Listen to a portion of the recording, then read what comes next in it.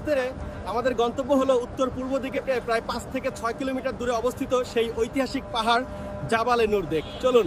হারাম বা কাবা শরীফ থেকে যে কোনো গাড়িতে চড়লে জনপ্রতি 10 থেকে 30 রিয়াল নেবে, আপনাকে পাহাড়ের গোড়ায় নামিয়ে দেবে। এরপর থেকে একদম খাড়া পথে যাত্রা শুরু, হেরার পথে। মক্কার আধুনিক সড়ক ধরে আমরা এগিয়ে চলেছি। দেখতে পাচ্ছেন চারপাশের উঁচু ভবন আর ব্যস্ততা, কিন্তু দৃষ্টি যখন ওই দূরে পাহাড়ের দিকে যায় তখন মন শান্ত হয়ে আসে। আজ আমরা চলে এসেছি মক্কা নগরীর অদূরে অবস্থিত সেই ঐতিহাসিক জাবালে নূর পর্বতে যাচ্ছি, যার বুকে রয়েছে গারে হেরা বাসা। জাবালে নূর অর্থাৎ আলোর পাহাড়।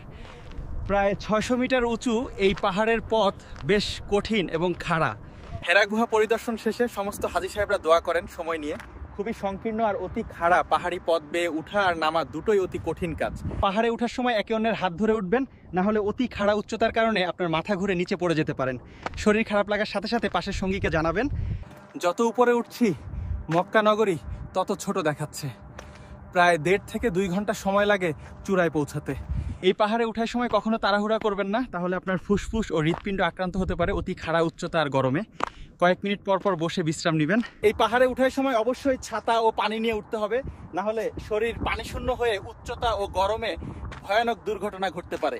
এই অতি রুক্ষ পাহাড়ে ওঠা পৃথিবীর যে কোনো পাহাড়ে ওঠার থেকে কঠিন, অথচ আল্লাহ রাসূল এই পাহাড়ে উঠে প্রতিদিন বছরের পর বছর ধরে ধ্যান করতেন আল্লাহর খোঁজে। গুহার ভেতরে প্রবেশ করলেই এক অদ্ভুত নীরবতা আর প্রশান্তি অনুভব করা যায়। চারিদিকে শুধুই পাথর আর পাথরের দেওয়াল। আমরা এখন গারে হেরার প্রবেশ মুখে দাঁড়িয়ে। এটি একটি ছোট গুহা, যা খুব বেশি প্রশস্ত নয়। গুহার প্রবেশ পথ খুবই সংকীর্ণ। এই গুহার ভিতরেই আল্লাহ রাসূলের উপর 30 বছর বয়সে কঠিন সাধনার পর আল্লাহর কাছ থেকে মানব জাতির জীবন বিধান পবিত্র কুরআন নাজিল হয়েছিল। এই পাহাড়ের চূড়া থেকে মক্কার দৃশ্য সত্যই মন মুগ্ধ করে তোলে। এখান থেকে কাবা শরীফ দেখা না গেলেও অনুভব করা যায় এই পবিত্র নগরীর অস্তিত্ব। এই পাহাড় দোয়া কবুল হয়, তাই সবাই এখানে এসে কান্নায় ভেঙে পড়ে। যদি ভিডিওটি ভালো লাগে তবে লাইক করবেন এবং আমার চ্যানেলটি সাবস্ক্রাইব করতে ভুলবেন না।